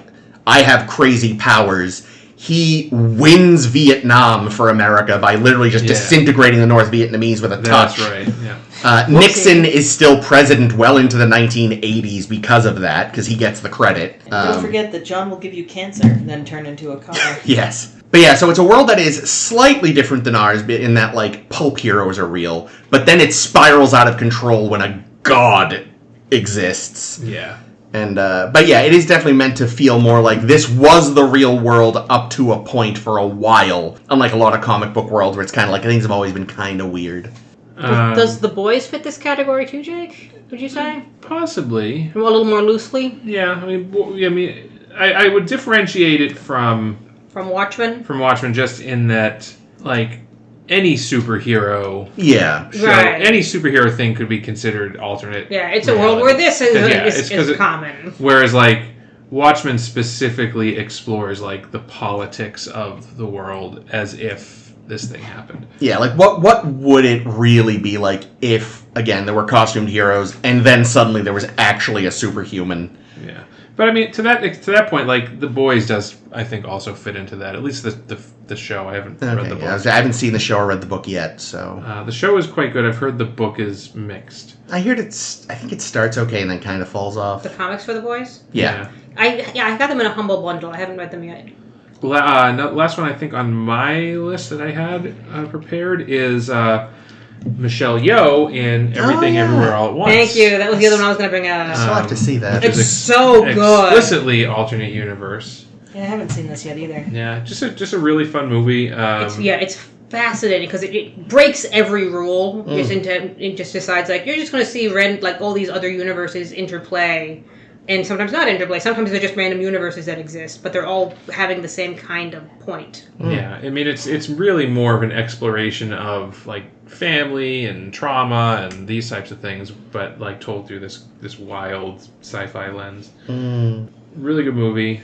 Yeah, Michelle Yeoh really deserves it. Yeah, she got an Academy Award for it. So unfortunately, why we got Section 31 too. I think because again they hadn't done anything with it for years. Then she won the award, and suddenly they were making it again. We gotta do it. It's like fuck. Jamie Lee Curtis also, and can't remember the actor's name, but Short Round from Indiana Jones. Oh, what is his name? He actually has a movie that came out that I missed and one I catch. Yeah, it was like one of those kind of heartwarming stories where like he had kind of fallen into obscurity after being a child actor. And he actually did a lot of like behind the scenes stunt coordination. Yeah, but he wasn't acting in films. No, but he was working from the 80s. In the industry. Yeah, but obscurity. Working from obscurity. No, I know, but considering how some child stars end up. Oh yeah, he wasn't. He was doing pretty good. Yeah, he wasn't. True. We were just talking earlier about Aaron Carter's death and how he never had a fucking chance because his brother's success and his like parents like just being absolutely starving for more money apparently just like sacrificed all of their children. Yeah. But anyway, yeah. So this was sort of like his comeback to the screen. In this film, and I do recommend the movie. It's good. Yeah, it's so good. Yeah, I wrote down a little comment just because like, I had this thought and thought it was cute, in that it really does have everything, literally everything, everywhere at once. I laughed, I cried, I had complex thoughts, I had less complex thoughts. I wanted to put googly eyes on a rock. I love that. Like it is a little of everything. Like you will find something you love in this movie, and you'll find something you're like, what the fuck? I still love it though. Years ago, I read a book called Fatherland, which, guess what that's about? The Nazis win the war. As they do. But it's interesting because it's not like a lot of them, like, they don't take over the whole world. They end up taking over most, if not all, of Europe, and then America, like, basically enters into an uneasy peace with them. So they become the major adversary for the Cold War? Or? No, the Cold War doesn't really happen. No. America and Germany are at sort of détente, and it's the story of a guy who, like, works for the secret police in Nazi Europe and basically begins to stumble across what we know as just what the Nazis did, but of course has been very covered up. Oh, wow. Over the decades. You know, the Americans pretend it never happened, the Nazis pretend it never happened, and it's about him uncovering all of this and finding out about, like, all this shit that happened. I remember really liking it when I read it, but I also haven't read it in, like, 20 years, so I don't know how well it holds up. But that reminded me of, I never read his stuff, but I remember being in bookstores as a kid, and there was always, like, shelves dedicated to this guy called Harry Turtledove, whose entire career just seemed to be, like, alt history based on if X won this war. There was, you know, the South won this war, the Nazis won that war, the Germans won World War I, and his whole life was just alt history novels, and I brought him up just in case any of you maybe actually read him. I haven't. Yeah, like, I never read it because alt history really wasn't my jam, but his books were inescapable. They were everywhere in, like, Walden books and shit. Yeah, I know there's also, I think there's a series about if the Confederacy won the Civil War and stuff happens, because, you know, that's another one that would be a big differentiating point in history. Yeah. What's that board game that is the linchpin, I think? Linchpin? I don't know what you're talking about. With the board game with the linchpins. Yeah. Flux? Yes. Well, that's a card game. Is it Flux or is it? It's not Flux. Chrononauts. Chrononauts? That's what I said. Isn't that what it is? Maybe. I'm bad with remembering the thing. It's a game in which if you flip over some different linchpins from history, it tells you what future that you're trying to avoid. Yeah. There's a very similar game called Flux, I think, right? It is Chrononauts. Yeah. Is Flux something else? Flux is the one where the rules are always changing, I think. Oh, okay. Yeah, Flux I think is different. I don't think there's a historical event element to Flux. Okay, what the hell is Flux then? Is it a card game? Oh, yeah, that's something else entirely. Yeah, no, Chrononauts. We're all talking about the same thing. Chrononauts. Okay, good. You lay out a timeline. Yeah, and then you alter things, and you're trying to, like, you're either trying to, like, make it so the Nazis won, or you're trying to make it so, like, everybody has their own goals. Lives. Didn't I get you guys a Star Trek one for Christmas? We played it or once. Didn't we get you guys a Star Trek one for Christmas? I think you got me a Back to the Future one once, too. Did I? Which is an appropriate version of that, I'd say. Yeah. Yeah, either you bought it for yourself and brought it over and played, or you gave it to us or something. I thought that we gave it to you, because I also thought that we gave you, like, maybe some expansions, but I might be completely misremembering. Yeah, I don't remember. And I gave you some game you already had, which I felt really bad about. Seven Wonders Duel, I think. I played it with my brother and then gave it to him. Oh, that's so nice. it worked out. It all worked. I feel like... I'm surprised. There must be, like... I feel like we haven't brought up video games for the first time in any of these, but there's surely at least some of those. There are. I don't know if I've ever seen or played. Oh, we've been What in about Fallout. Zelda? Doesn't he move around different worlds in Zelda sometimes? Yeah, well, that gets complicated. That does get complicated. I mean, you could say Twilight Princess has the... They officially do say that it splits into separate timelines at some point. Right, different links. Yeah, but like Twilight Princess explicitly has like an alternate universe. Yeah. Well, even from. Yeah, but yeah, no, and like honestly, like Nintendo doesn't actually give a fuck. They only finally gave in and made a quote-unquote official timeline because fans wouldn't stop harassing them. And they've even admitted they feel they reserve the right to change it whenever they see fucking fit. The Final Fantasy VII re-release seems to be playing with a multiverse thing. I never actually finished the second game that seemed to make that explicit, but yeah, something's going on there. I'm trying to think if there's any other games I can think of.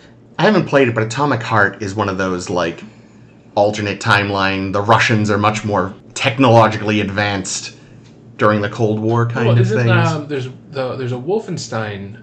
Oh, right! Wolfenstein. The reboots. Yeah, I can't remember the name. The Bethesda ones. Yeah, but that's an alternate Nazis won the war. Yeah. Oh, that's kind of cool. Yeah, because there was. I'm only familiar with the original Wolfenstein. Yeah, the original Wolfenstein was really just wander around and shoot DOS game? Shoot Mecha Hitler, but they like in the last decade and a half-ish. Is it the old blood? The second one of the Bethesda ones was like, alt history. They won the war kind of thing. I don't remember. I just remember I played some of it. It was like Revenge of Wolfenstein. I don't fucking know, but it was fun for a game of going around shooting Nazis. I feel like I had a thought about killing Nazis. I had another idea about a game, and now I can't think of what it was. The New Order. Oh, Final Fantasy X. New Order, yeah.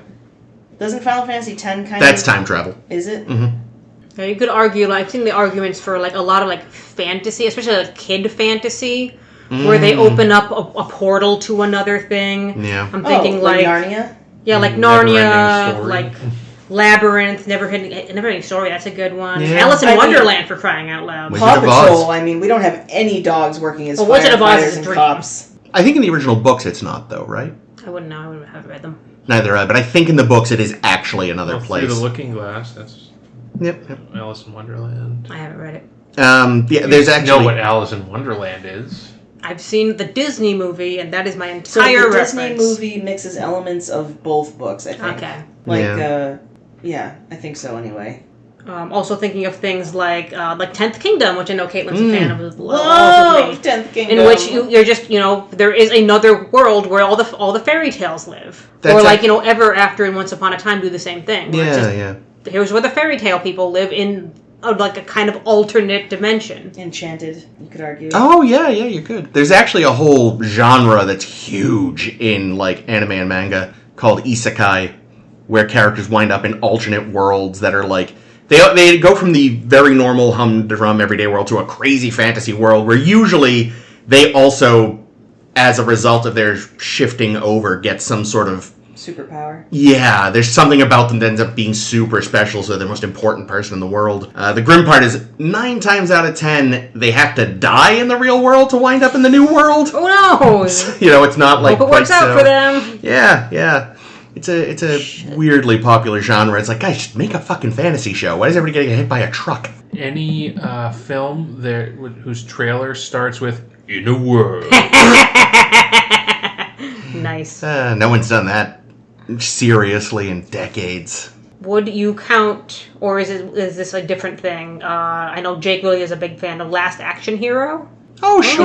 Is that kind of an alt dimension universe? Say so. It's like the movie universe and the not movie. Yeah, because I mean, it's a real world for him, right? Yeah. So it's a magic ticket. Yeah. That transports you into the movie screen where you are living in the world of the movie. That's fun. Whatever movie. But the world of the happen to be movie on. does exist. It doesn't. Yeah, just, yeah. So like Arnold Schwarzenegger's character is. He's had a life. He's had Yeah. I'd say that counts. What about Ready Player One, where they like jack into like the Matrix? That's VR. That's just VR. Okay. That's just playing video games. Oh, but that the kids' version of Last Action Hero. Well, I guess That that's is sort the of kids' version. The even kiddier version. Meow. The Macaulay Culkin library picture. Pagemaster. Pagemaster. Oh. He jumps into the worlds of the various there you books. go. Patrick Stewart's in that one. Oh, And so cute. is Leonard And- Nimoy. Leonard Nimoy is Dr. Jekyll and Mr. Hyde. Is he? And actually, Angela is- Lansbury. is, And is that John Rhys Davies? I don't Who plays the pirate? Is Whoopi in that too? She might be in that too. I think so. In fact, yeah, I think so. Yeah, it is Whoopi Goldberg. She's Neat. the fairy She's tale the book. fairy tale book, Good yeah. on her. That's what I was thinking of. I was thinking that was Angela Lansbury. Yeah, you're right. You're right, though. That is Patrick Stewart. Okay. Oh, and horror is Frank Welker. Oh, okay. Cool. Jake, remind me if one of the many sci-fi series that you were watching and I was barely paying any attention to was Dark Matter. Yes. Was that one? Would that count? Because I've seen that listed online, but I don't remember any of Dark Matter. So there's 2 shows called Dark Matter. Damn it! God Makes damn it it. more complicated. There's the one that I watch is a Canadian sci-fi show from a decade or more ago. That's got nothing to do with that. That's just a space show. It's Okay. just people that wake up from cryosleep without their memories. Yeah, a lot of the lists that I poked around at online were just like, okay, you're just setting things in a different setting. That's Yeah. not an alternate Yeah, world. no. I That's think just the there setting is of this book. another more recent show called Dark Matter that I don't know anything about that could be an alternate. Okay, well, I'll have to check it out because it does look pretty good. A lot of episodes of The Twilight Zone. Mm-hmm. Oh, yeah. yeah, for sure. I feel like with everything we've talked about, you just Twilight Zone did it too. Yeah, definitely. I mean, Yeah. shit. Twilight Zone did it. There's that episode of Twilight Zone TNG ripped off. Just the one? There was one in particular. This is the one with telling Burgess us. Meredith and he drops his glasses. No, it's the one where they're all like in that little room together and. I'm sure that I've seen episodes of The Twilight Zone, but the only thing I can ever think of from that show is Burgess Meredith and his glasses. Every time. That, of course, and Something on the Wing. What? Something on the Wing. Shatner. From Some really, really over-the-top Shatner acting. Oh, I don't remember that. which they did a not very good remake of with Lithgow. what? John Lithgow. Oh, I was That thinking there was an sounds Adam familiar. Scott one. Yeah, there's an Adam Maybe Scott a different one one. in the newer series. Oh, from Oh. Severance? Mhm. Oh, hey, how about Severance? What universe That are could they be, in? yeah, I mean, we don't really know, but it's strongly implied that it is I mean, it does- possibly in some alternate universe. That the show takes place, or that they're going to an alternate No, universe? the show takes place. Oh. Like the world of Lumen is not. Oh, I never got that impression. Or yeah, well, because like the it's, I mean, it's very like U.S. coded, but whenever you see an address, it's like the place they are is called Kier P.E. But what the fuck is P.E.? Pennsylvania. Planet Earth. Planet Earth, yeah. So we don't know. It's somewhat implied though that there might be some alternate universe in play. Yeah, I've seen a lot of lists include The Matrix, which I don't know if I No. think fits because No, that's it's video that's games. an artificial Video games. reality. Yeah, like by the same matter I was thinking, but immediately discarded reboot. Because it's like they exist in our world, they just live in the computer in our world. That's not really a parallel world. Again, Tron, like, he's going into the computer world, but it's part of... It wouldn't exist without our world having built it, you know? Like, that's a little different. Okay, last one on my list that's worth bringing up. Would you guys count Stranger Things? I Haven't seen it, couldn't tell you. Because we go to the Upside Down. The Upside Down, yeah. That was actually on my list, but I didn't mention it because the more I think about it, the less I'm like, is that really... I mean, the Upside Down is another place. It's another place. It's another reality. True. Yeah, I mean... I'll give it to you then. You could Yeah, tentatively and say. the design of it is good. I want to give them props for creating that horrifying fucking world. Fair. All right. Does anyone have favorites from this very eclectic list? Yeah. I'm gonna go with Fallout. Yeah, let me say. Anytime Fallout's on the list, feel free to assume it's my favorite. Okay, I'm putting it on Caitlin's list. I'm gonna put For All Mankind on my list. And if we feel like Who Framed Roger Rabbit really counts, I'll take that one. I'll give it to you. Fringe. Oh my god, we mentioned it a few weeks ago. We almost forgot here. Actually, both Mario Brothers movies. Futurama. Sweet. Good choices, Caitlin. Thank you. Because, the original, of course, has the weird dimension hopping into the bizarre world of Dennis Hopper. But then even the new movie reverts to the, old plot point that the Mushroom Kingdom is, a parallel world, and the Marios go there from normal Earth. Which, in the games for years, they were just denizens of there, but they've reverted to the old mythology again. Wild. Yeah, I've only seen, reviews of that movie, and it looks like the most bonkers banana town thing that exists. Which one, the original or the new one? The original. Oh, yeah, it's fucking bizarre. It's terrible. Yes. All right, I'm going to go with Fallout, and I'm going to steal Watchmen, and... yeah, fuck it. Let's go with the Super Mario Brothers Super Show. Oh my god. I fucking loved that as a kid. Me too. That was my favorite. And that was when it was distinctly the real world and the Mushroom Kingdom were parallel worlds that you could travel between. With the That's Mario funny. Brothers and plumbing's a game. I fucking love Jake, that for you, show. I have For All Mankind and Fringe. Did you give a third? Let's say... Oh, go on. Say Fallout. Let's sweep it. No, I'm just kidding. No. For variety, I'm gonna say... Oh, I also have some variety, so...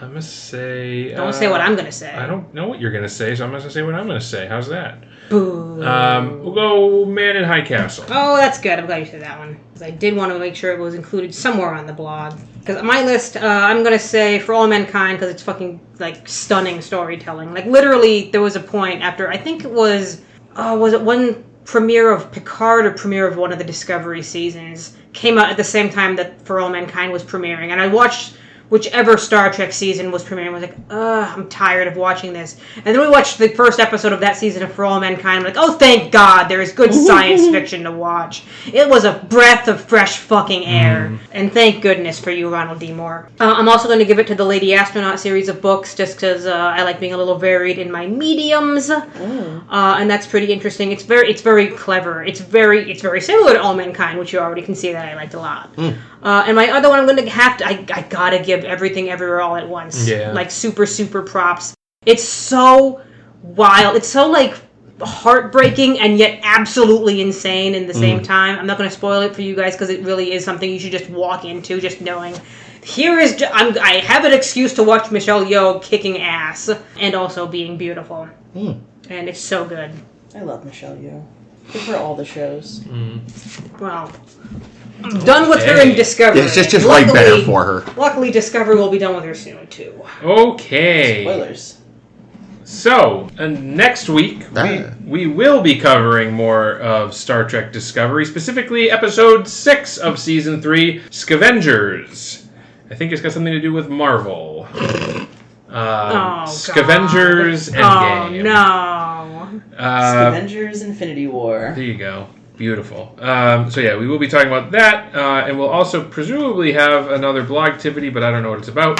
I had it handy. So tune in and be surprised. Do you want to know what it is now, or do you want to wait till next week? Tell us now! Yeah. Next week, we're going to do, Alien Invasion! Oh, spooky. That'll be fun. Spooky, scary, werewolf bar mitzvah.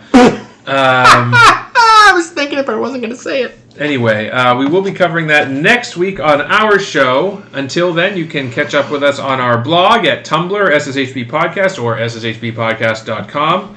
You can listen to our back catalog of episodes on SoundCloud, Apple Podcasts, Spotify, and anywhere else podcasts are available. Find our Blue Sky SSHB Podcast there as well. We're on Facebook. Hit us up. Send us some love and hate, whichever you prefer. Until then, my name has been Jake. This is Chris. I prefer love. This is Ames. That's And a lie. this is Caitlin. I do For the first time in several weeks. Yay, welcome back, Caitlin. Thank you, Caitlin. Thank you. Go home.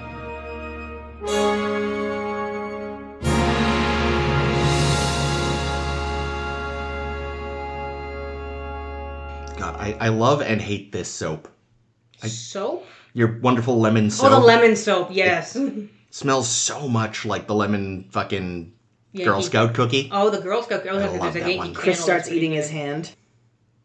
No, I want that. Yeah, that is a good soap. It's so good. But also annoying because I can't actually eat my hand.